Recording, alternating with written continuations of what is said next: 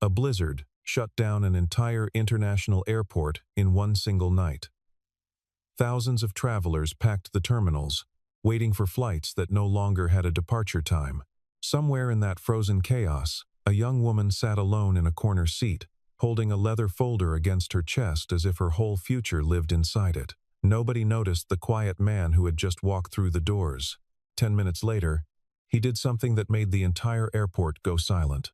He bought out every single seat in first class, on the only flight still cleared for takeoff.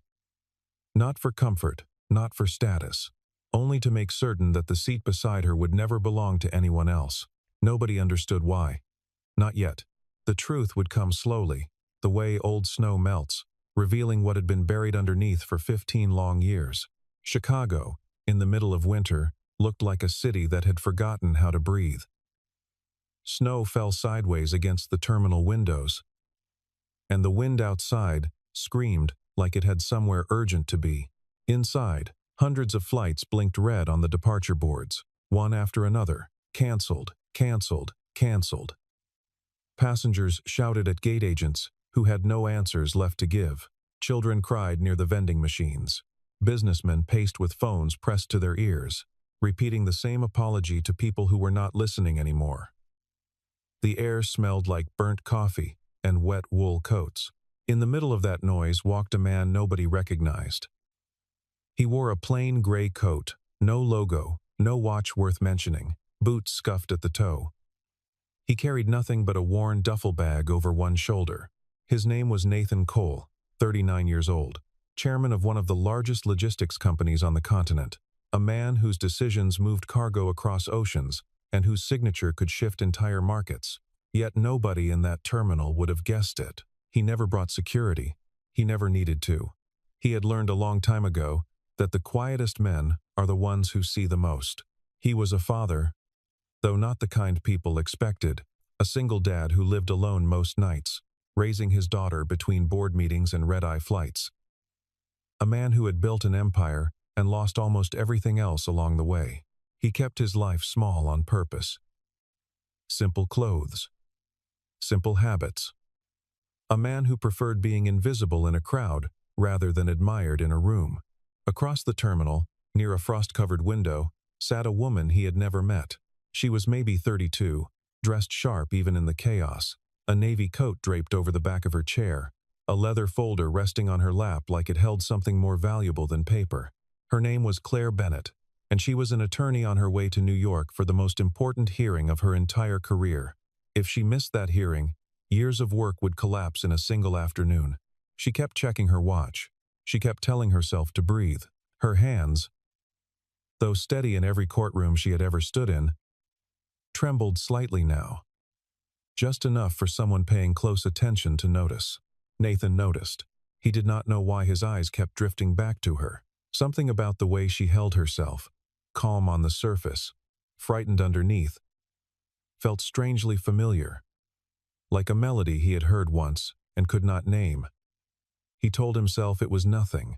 He told himself to keep walking, but something in him refused to look away.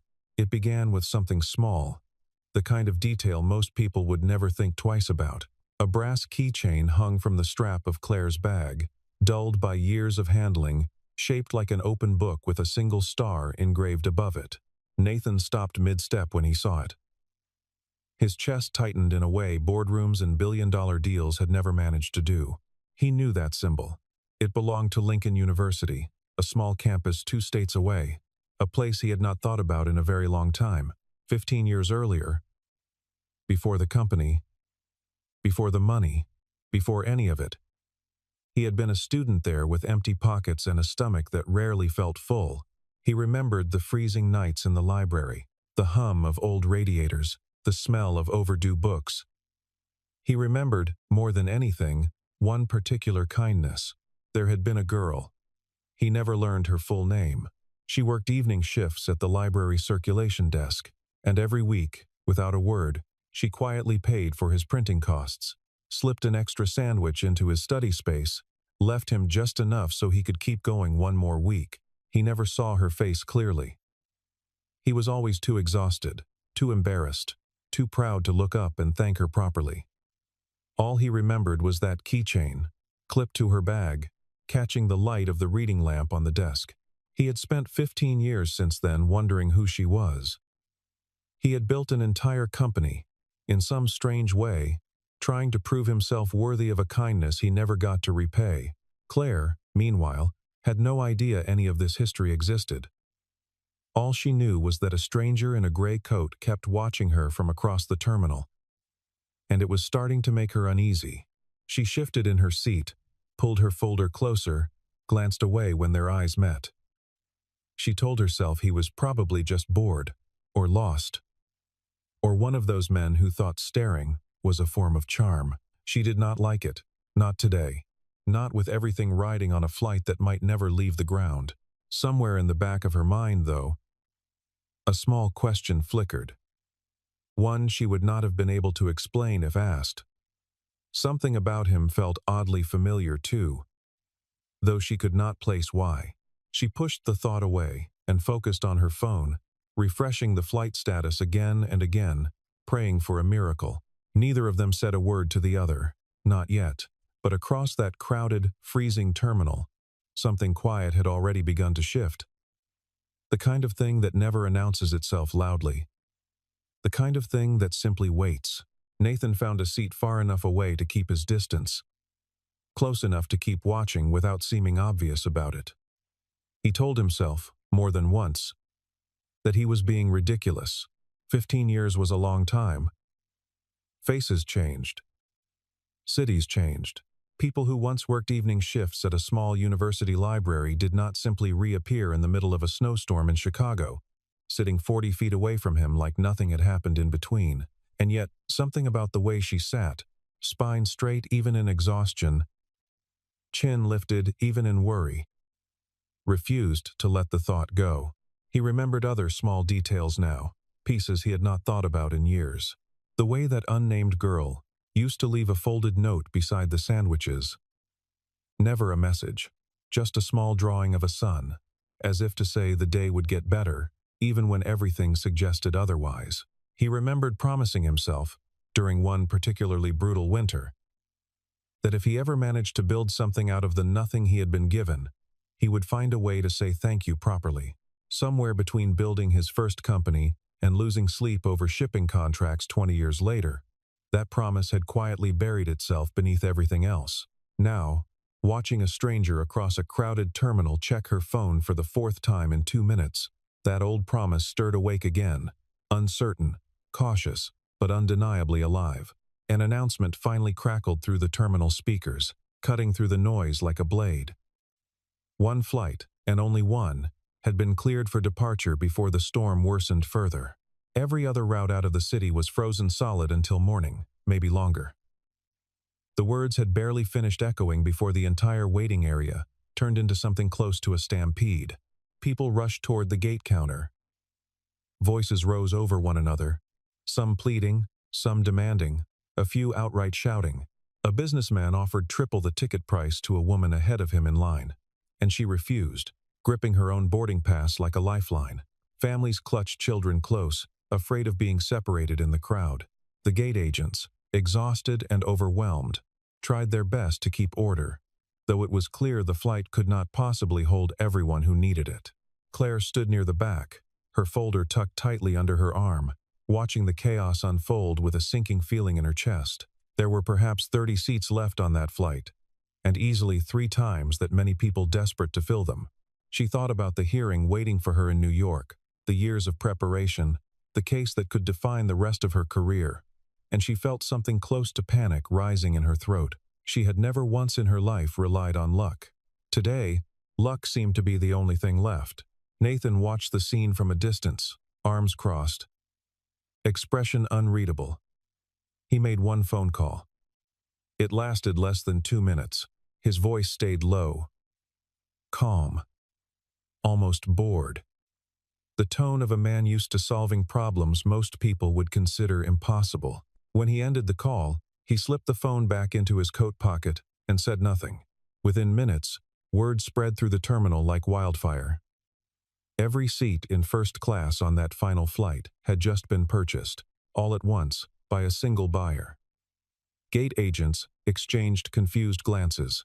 Passengers whispered among themselves, trying to figure out who could possibly do such a thing, and why. Anger followed quickly behind the confusion. Someone muttered that only the rich could buy their way out of a storm while everyone else suffered. Another passenger said it louder, loud enough for people nearby to nod in agreement. The mood in that corner of the terminal turned bitter, resentful, sharp enough to cut. Nathan ignored all of it. He was not interested in explaining himself to strangers.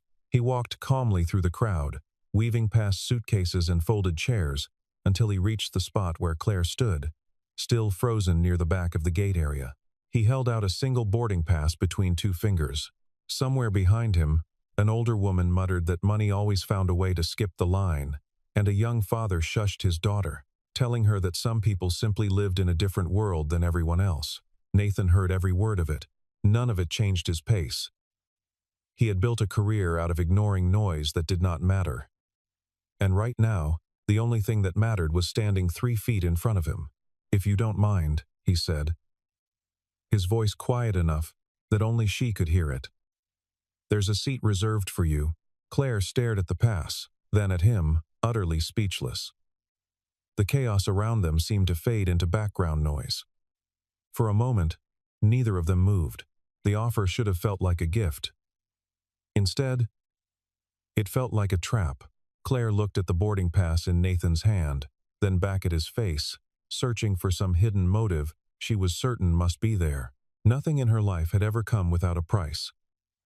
And a stranger offering a first-class seat during the worst storm of the year felt less like generosity and more like a warning sign.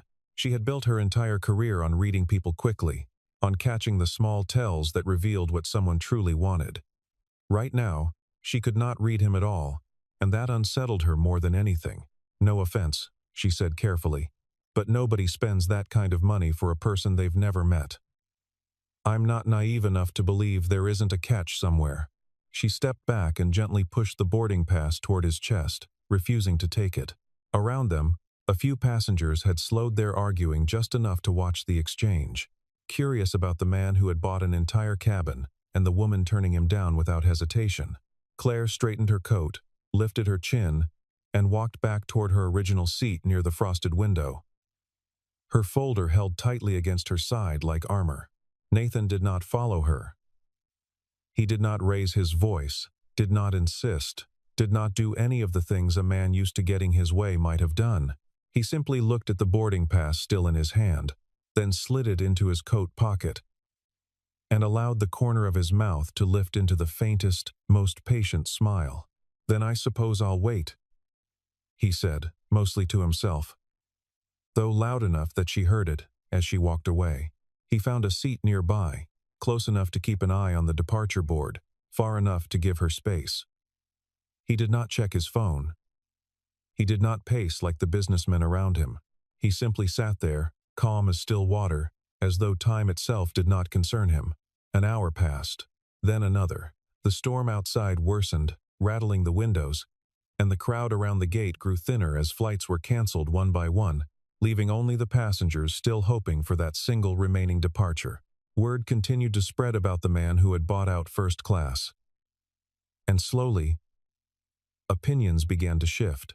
A few passengers who had initially resented him started to notice something odd.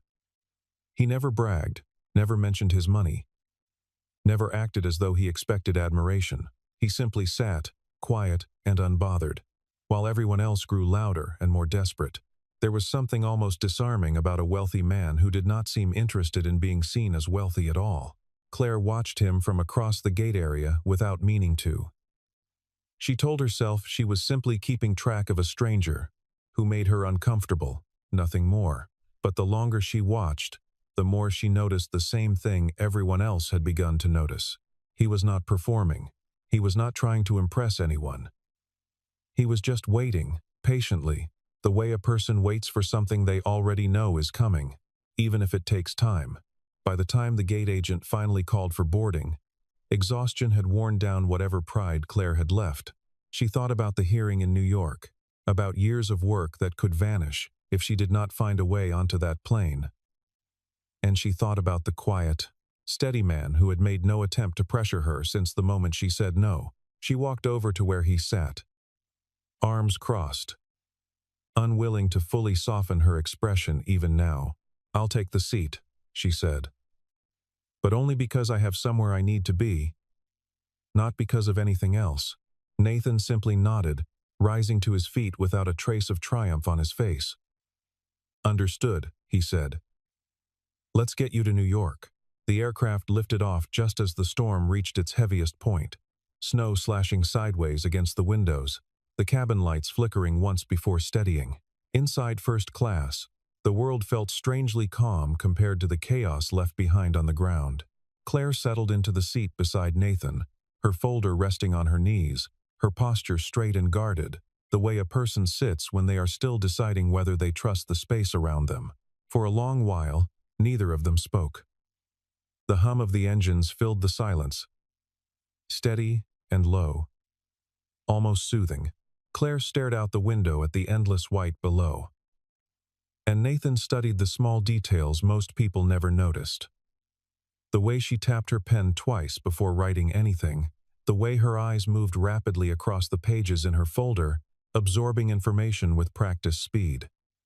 He recognized that kind of focus. He had seen it in himself, years ago, back when survival meant staying one step ahead of everyone else. Eventually, Claire broke the silence, if only to fill the discomfort of sitting beside a stranger who had just spent an unthinkable amount of money for a seat that used to belong to dozens of other passengers. "So," she said, keeping her tone light but pointed, "what exactly do you do that allows a person to buy an entire cabin on a whim?" "Logistics," Nathan answered simply. "Freight, shipping routes, supply chains.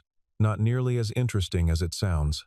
Claire studied him for a moment, waiting for the usual follow-up, the subtle boasting most wealthy men could not resist once given an opening. It never came. He said nothing else about his company, his position, or his money. Instead, he asked about her, quiet, unhurried questions. Nothing invasive, nothing performative. What kind of law she practiced? What case had her flying through a blizzard? Whether she had eaten anything since the airport? She found herself answering more honestly than she intended, telling him about the hearing, about years of preparation riding on a single afternoon in a courtroom. He listened the way few people ever truly listened, without interrupting, without offering unsolicited advice, simply absorbing what she said, as though it mattered.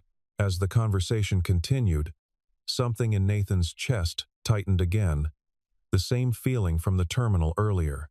Claire mentioned, almost offhandedly, that she always carried extra protein bars in her bag, in case she came across someone who looked like they hadn't eaten in a while. An old habit, she said, something she picked up years ago and never grew out of. Nathan's gaze drifted, just briefly, to the brass keychain still clipped to her bag. He did not say anything yet. He was not certain. Not completely, but the possibility sitting quietly in the back of his mind had grown heavier with every word she spoke, heavy enough that he found himself watching her not with suspicion, but with something closer to disbelief, the kind that comes when a person begins to wonder if fate has been arranging pieces long before they notice the board. 2 hours into the flight, the calm shattered all at once. A commotion broke out several rows back. A woman's voice rising in panic, calling for help. A middle-aged man had slumped forward in his seat, face pale, breathing shallow and uneven, one hand pressed weakly against his chest. Flight attendants rushed down the aisle, their calm training briefly cracking under the weight of real fear. Someone shouted that they thought it was a heart attack. The cabin, so quiet moments before, filled instantly with tension. "Is there a doctor on board?" one of the attendants called out, scanning the rows. A man near the back stood, identifying himself as a physician, but admitted quickly that he needed more hands, more supplies, someone steady enough to help under pressure.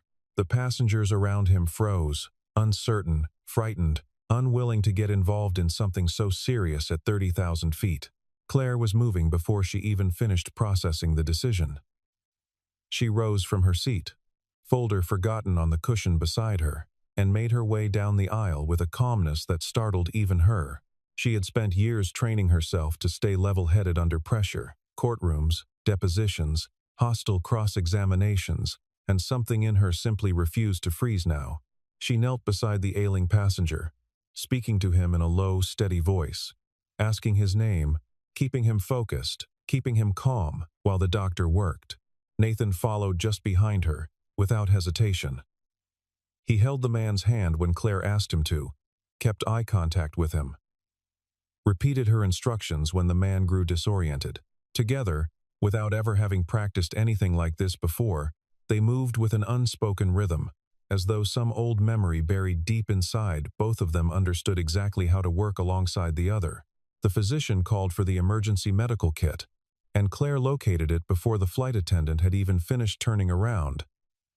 Having noticed its position tucked beneath the galley counter earlier in the flight, the way she noticed most things without meaning to, she read the labels aloud quickly, clearly, while the doctor worked, translating unfamiliar names into simple instructions the crew could follow. Nathan kept his voice low and even, telling the frightened man that his daughter was probably watching a cartoon somewhere right now. Completely unaware anything was wrong. That everything was going to be fine, that he just needed to keep breathing slow and steady. It was a small, invented detail, but it worked. The man's breathing began to even out, if only slightly. His grip loosening around Nathan's hand. The oxygen mask came. The medication from the emergency kit came. Slowly, the man's breathing steadied, his color returning bit by bit as the aircraft radioed ahead for emergency medical staff to meet them upon landing. The tension in the cabin eased, replaced by quiet relief. A few scattered claps, the kind of gratitude people show when danger passes and everyone remembers how fragile things really are. Claire sat back on her heels, breathing hard, adrenaline still coursing through her. Nathan knelt beside her, close enough that their shoulders nearly touched, and for a long moment neither of them said anything at all. It was in that silence that Nathan felt certainty settle over him like snow, finally reaching the ground. The way she moved through crisis, calm, selfless, instinctively protective of a stranger who meant nothing to her, mirrored something he remembered from 15 years earlier, a girl who gave without asking for anything in return, simply because it was the right thing to do. He looked at her then, really looked, and the resemblance he had been chasing all evening clicked into place with quiet, undeniable force. "It's you," he thought, though he did not yet say the words aloud. Around them, the cabin slowly returned to its usual hum. Passengers settling back into their seats. Conversations resuming in hushed, relieved tones. A flight attendant knelt beside the recovering man, thanking Claire and Nathan quietly for their help, promising that paramedics would be waiting the moment the aircraft landed. Claire nodded, still catching her breath, still unaware of the realization forming beside her. What struck Nathan most was not simply the resemblance in kindness, but the way she had moved without hesitation, without calculating whether helping a stranger was worth the risk to herself. It was the same instinct he remembered from all those years ago. An instinct that did not ask questions before acting. One that simply saw a person in need and responded. He had spent 15 years surrounded by people who calculated every gesture for advantage, board members who smiled only when cameras were present, partners who measured kindness in return on investment. He had almost forgotten what it looked like when someone helped, simply because it was right. Once the passenger had been settled comfortably under the doctor's continued watch, Claire returned to her seat, her hands still trembling faintly from the surge of adrenaline. Nathan sat beside her, quiet for a long stretch, turning something over in his mind before he finally spoke. "Can I ask you something?" he said, his voice softer than before. A little unusual. Claire glanced at him, still catching her breath. "Depends how unusual. 15 years ago," he continued. "Did you work an evening shift at the library on the Lincoln University campus?" Claire's expression shifted instantly, surprise flickering across her face before she could mask it. "How could you possibly know that?" she asked, sitting up straighter. He held her gaze, steady, careful. "There was a student back then," he said. "Broke. Barely eating some weeks. Spent most nights in the library because it was warm. and because he couldn't afford anything else. Someone used to quietly pay for his printing. Left food near his study spot. Never left a name, never let him see her face clearly enough to remember it. He paused. I think that student was me. For a long moment, Claire said nothing at all. Her mind rushed backward through the years, back to cold library shifts, back to a young man who always sat in the same corner desk, exhausted, proud, never once asking for help even when it was obvious he needed it. She remembered slipping coins into the copy machine before he arrived. She remembered leaving sandwiches wrapped in napkins on the edge of his desk, always walking away before he noticed. She had never expected to see him again. She had certainly never expected him to become this. That was you, she whispered, almost to herself. Disbelief, and something warmer blooming behind her eyes. I never got to see your face properly, Nathan said. I only remembered the sound of your footsteps, and this.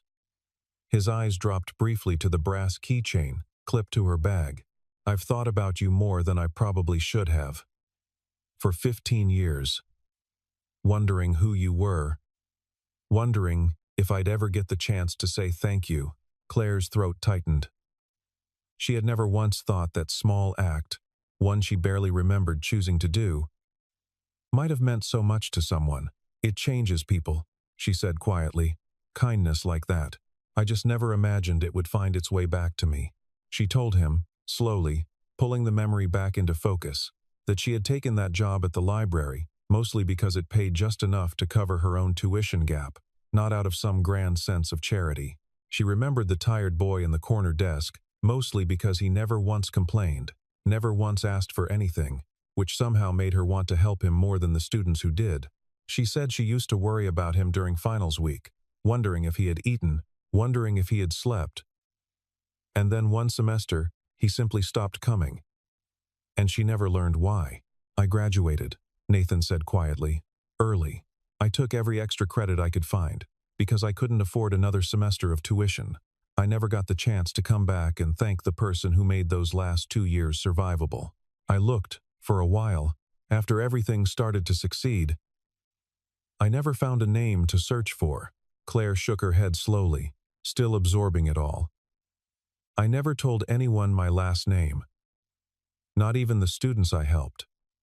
It felt strange, taking credit for something that small. It wasn't small, Nathan said, not to me. Neither of them spoke for a while after that. The cabin lights dimmed low around them, the storm somewhere far behind. And between them sat something neither could quite name yet. Gratitude, disbelief, and the strange, quiet ache of a debt, 15 years overdue, finally being acknowledged. Curiosity finally got the better of her. She turned toward him fully, studying his face as though seeing him for the first time all over again. Why did you buy the entire cabin? She asked. All of it. Not just one seat beside me. You could have simply asked to sit next to me, and I probably would have said yes eventually. Nathan considered the question for a moment, his gaze drifting toward the window, toward the darkness rushing past outside. If I'd only bought one seat, he said finally. Someone else could have ended up sitting beside you instead. A stranger. Noise. Interruptions. I didn't want to risk losing the only real chance I might ever get to actually thank you properly. He turned back to look at her. His expression quieter now. Stripped of any pretense. I needed a few hours of silence, he continued. Enough time, enough space, to finally say thank you to the person who changed the direction of my entire life. Money can buy plenty of things. It's never been able to buy a moment like this one.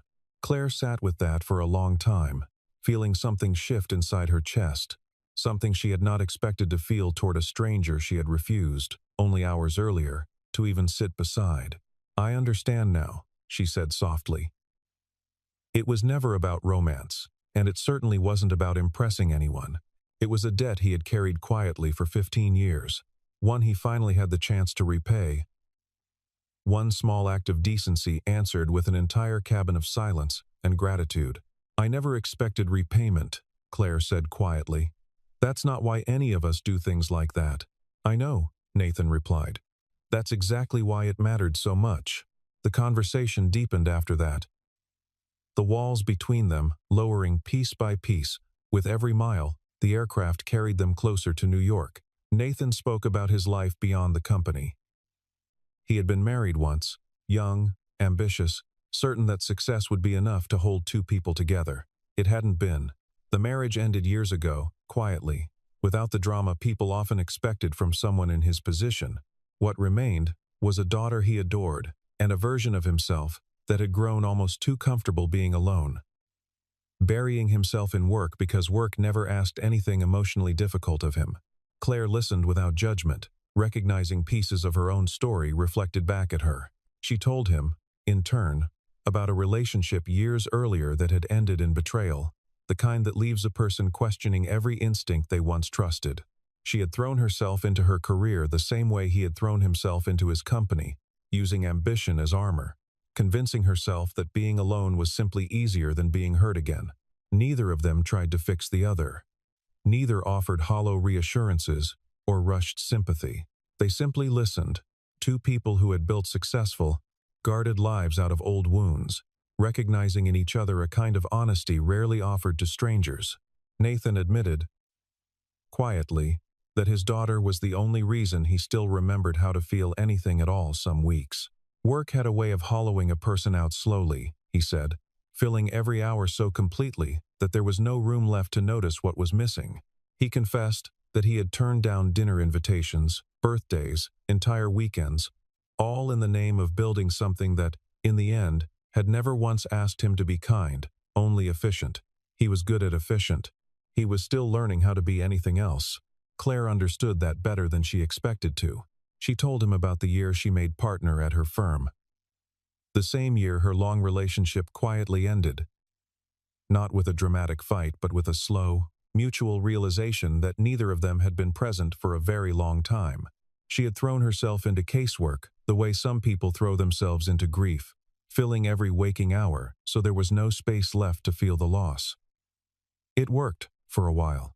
It always worked for a while. There was no forced romance in the conversation, no dramatic confessions, no music swelling in the background of their thoughts. There was only two adults, imperfect and quietly tired, finding unexpected comfort in shared vulnerability. Somewhere between stories of failed marriages and broken trust, something lighter crept in as well. Nathan made a dry joke about his terrible instincts when it came to first dates, and Claire laughed, a real laugh, surprised at how easily it came. She teased him about buying an entire airplane cabin just to have a conversation. And he admitted, with a small grin, that it was probably the most impractical decision he had ever made as a businessman. For the first time in longer than either of them could remember, they laughed freely, without calculation, without guardedness, the kind of laughter that arrives only when two people finally feel safe enough to be exactly who they are. The aircraft began its descent as the first hints of morning light broke faintly through the clouds outside, painting the horizon in pale gold and gray. Snow still blanketed the runway below, though the worst of the storm had finally passed. Inside the cabin, the mood had shifted entirely from where it began. Hours earlier, no longer tense, no longer guarded, simply calm. When the wheels touched down and the aircraft rolled toward the gate, neither Nathan nor Claire moved to gather their things right away. They sat for a moment longer, letting the moment settle, aware that stepping off this plane meant stepping back into separate lives that had, for one unexpected night, briefly intersected. News, however, had already traveled ahead of them. Word of a man who had purchased an entire first-class cabin during a blizzard had spread through airline staff, then through waiting families, then eventually reached a few local reporters stationed at the gate for an unrelated story. By the time Nathan and Claire stepped off the jet bridge into the terminal, a small cluster of press waited, cameras raised, questions already forming. "Sir," one reporter called out, "is it true you bought out the entire first-class cabin last night? Can you tell us why?" Nathan paused, Claire standing quietly beside him, her folder held loosely at her side now, instead of clutched defensively against her chest. He considered the question for a moment before answering, his voice calm, unhurried, entirely without performance. "Money can buy a seat," he said. It can buy comfort, convenience, even silence if you're willing to pay enough. But it can't buy the chance to say thank you to someone who changed your life. That opportunity doesn't come around often. I wasn't going to let a storm take it away from me. The reporters exchanged glances, clearly expecting a different answer. Something about business, something about status. Nathan offered nothing further on the subject. He turned toward Claire instead, and in that moment, the small crowd around them seemed to fade into the background entirely. 15 years ago, he said. Quiet enough now that it felt private, even surrounded by strangers. You believed in someone who had absolutely nothing to offer you in return. Today, you gave me the chance to believe that maybe some things really do find their way back around. When they're meant to. Claire felt her throat tighten again, though this time it had nothing to do with adrenaline or exhaustion. She thought about years of building walls, of convincing herself that trust was a liability, of assuming kindness always came with hidden strings attached, and she thought about how wrong she had been about this particular stranger from the very beginning. There was no proposal in that terminal. No dramatic declaration shouted over camera flashes. Nathan simply extended a small, genuine invitation. The kind offered without pressure or expectation. Would you let me buy you a cup of coffee? He asked. Once we're both through customs. Nothing more than that. Just coffee, and maybe a little more conversation, if you're willing. Claire looked at him for a long moment, snow still clinging to the windows behind them. Morning light spilling gently across the terminal floor. Whatever guardedness had once lived in her expression had softened into something quieter now, something closer to hope than suspicion. I'd like that, she said simply. They walked together out of the terminal a short while later. Past the cameras, past the whispered questions, still trailing behind them, out into a city just beginning to wake beneath a fresh layer of snow. Neither of them spoke of grand plans or promises. There was no need to rush toward anything. What had begun as a small, quiet kindness 15 years earlier had finally, patiently, found its way full circle, closing one long overdue debt and opening, gently, the very first page of something new. Outside, the storm that had trapped an entire city the night before had softened into something almost gentle, thin flurries drifting lazily past streetlights still glowing against the gray morning. Taxis lined the curb, exhaust curling into the cold air. And somewhere in the distance, a church bell marked the hour, faint and steady. Claire pulled her coat tighter around herself, though for the first time in longer than she could remember, the cold did not bother her as much as it once had. Nathan walked beside her without hurry, hands in his pockets, watching the way her breath fogged the air with each step. He thought about how strange it was that a canceled flight, a furious crowd, and a decision that had cost him more money than most people saw in a lifetime had somehow led him here, walking quietly beside the one person he had spent 15 years wondering about. He thought about how little any of it had to do with money at all. In the end, they stopped at a small coffee shop on the corner, its windows fogged from the warmth inside, a bell chiming softly above the door as they stepped through.